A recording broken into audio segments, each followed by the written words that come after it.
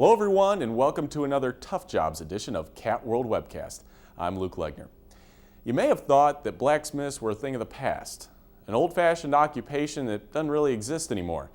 Well, that's not true here at Caterpillar. And today, Cat Folks editor John Crowley goes out to East Peoria's track-type tractor facility to try his hand at the tough job of being a blacksmith. Take it away, John. Luke, we're out here at Building HH in East Peoria, and we're going to be working with a group of blacksmiths today. People that you thought were a part of the Old West are still alive and well here at Caterpillar, making things safe for employees in all the manufacturing facilities around Caterpillar. Today we're with Mike Zernal, one of our longtime blacksmiths, and are we going to be shoeing a horse today, you think? No shoeing a horse, maybe a cat if we can find it. Okay, all right.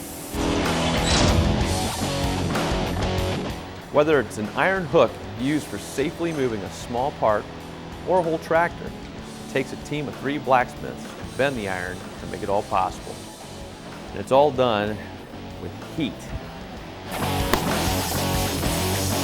Before it can be bent, the iron's got to be heated to about 2100 degrees Fahrenheit. It's plenty hot. Not a temperature you'll get with your easy bake oven. After the heating, Mike showed me how to pound the iron into shape using a large power hammer.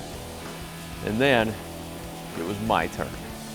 But for some reason, the simple task of lighting the torch just didn't come naturally to me. And the other blacksmiths were getting a good laugh at my expense. I know it's not easy. I appreciate what you guys do. I got a certain fear factor in me here. But I eventually did get the torch lit, and then it was time to go to work.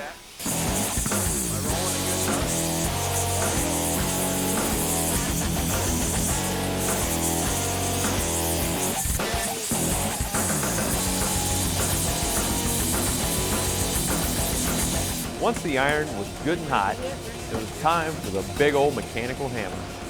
The iron is then reheated and bent in a device appropriately called the bender. That's right. Eventually, this will become this about an hour and a half later. We're with Tim Gaza, who's a blacksmith out here at Building HH, and he's going to take me through another blacksmithing safari, if you will. What are we going to do here today? All we're going to do is heat and bend this around and make a lifting device. Okay. Just like in the previous job, Tim heats the iron to about 2100 degrees and then uses a huge wrench to bend it into shape. Finally, a little brute force is needed to finish the job. And there you have it. That Tim's a heck of a craftsman. And then I gave it a shot. Look at that, Tim.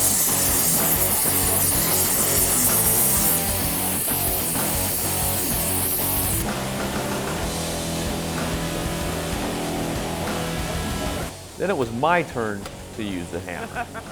But I apparently need a little more weight training to do this job. That's how you do it. We're with Don Lindblom, who is a blacksmith out in Building HH. We're on the last stop here, and I gotta tell you, it's the hottest spot so far. Don, what are we doing here right now? Well, we're going to heat up these 1 3/4 hooks and we're going to bend them around a 4.5-inch die. Okay.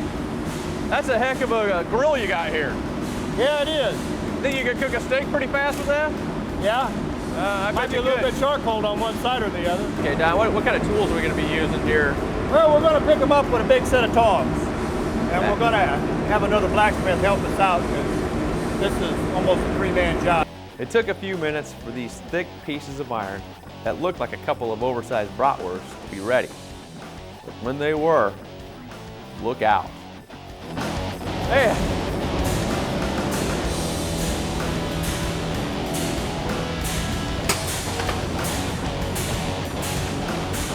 Okay, ready?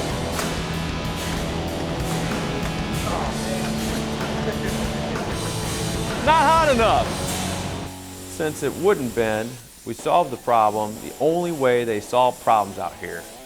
We added more fire. And then I got to feel just how heavy this hunk of iron was. Okay.